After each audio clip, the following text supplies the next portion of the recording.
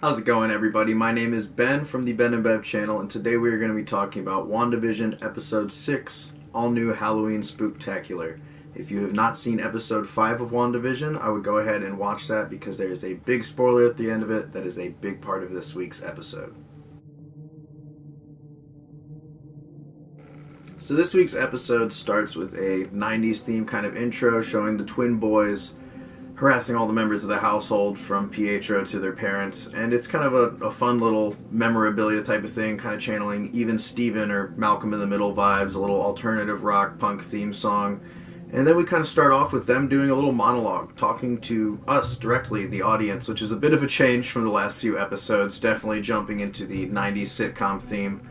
And the boys are arguing over whether or not Pietro's vampire or what Halloween's true meaning is, and it's pretty entertaining, fun, kind of cheesy as well, just like all the other episodes have been. But we finally get to see everyone in their vintage costumes, whether it's Quicksilver, Scarlet Witch, even though she's not referred to that, and Vision. And they refer to his costume as a luchador costume, which I've never thought of it that way before, but seeing him wear it as a Halloween costume, I was like, I could see that. It does kind of look like a luchador costume. Nothing else is very similar to it, but anyways, the rest of the episode is, he's out trying to explore exactly what's going on. And we saw clips of that in the trailer for the series, him going up to the edge of the town and trying to get through, and that discussion he has with Agnes about his death.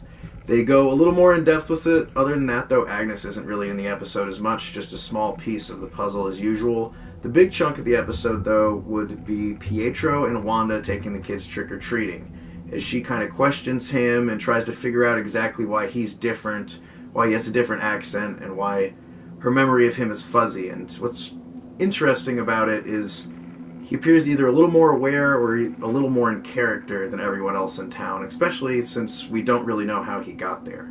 On the human character side of aspects, Monica, Wu, and Darcy are just really trying to figure out what Hayward has hidden as they've been booted from the Sword encampment, and they try and find a way to hack into the system and see what all he knows.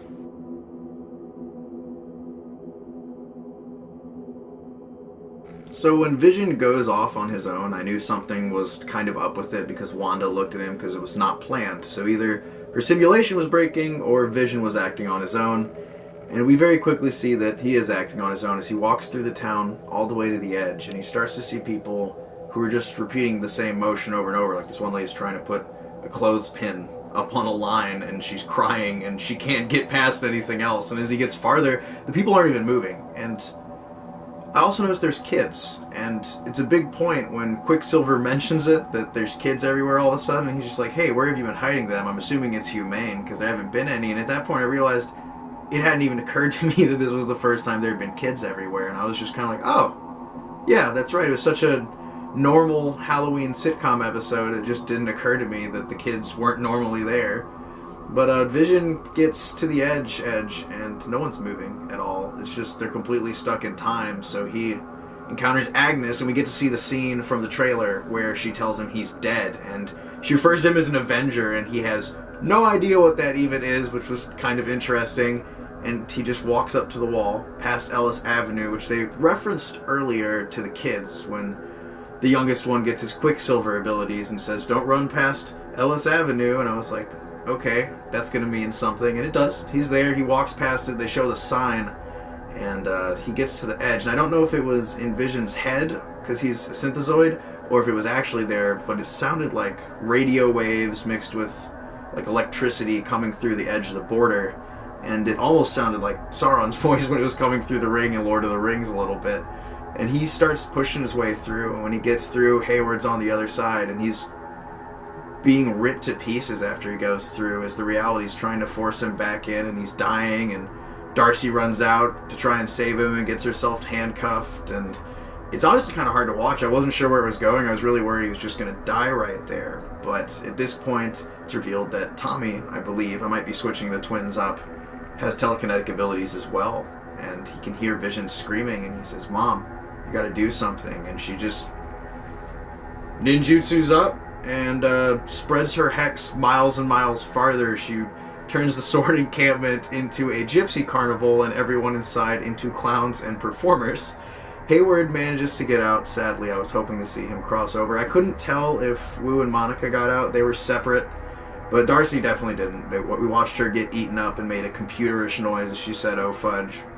But I mean, the episode was heavy, but there's also a lot of jokes, stabs at reality, stabs at Wanda not knowing what exactly is going on. I mean, Quicksilver truly isn't fooled by anything she does, even though he is somewhat different. There's jokes about how their accents are gone. I mean, it was a really well put together episode with a really intense ending, and I have no idea where it's going to go next.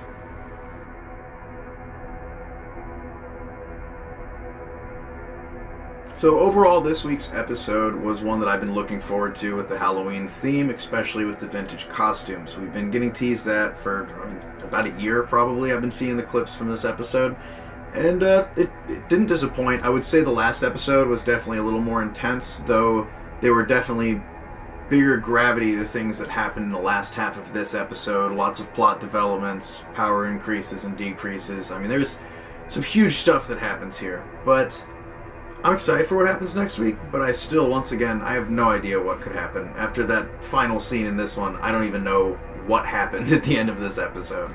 So, anyways, guys, if you liked this week's episode of WandaVision, shoot us a comment, go ahead, give us a like, and a subscribe. Ben, and not Bev, out. As a fan of the Vision comics, that little joke Evan Peters said about Shangri-La, that was outstanding. That was gold. That was A1 stuff.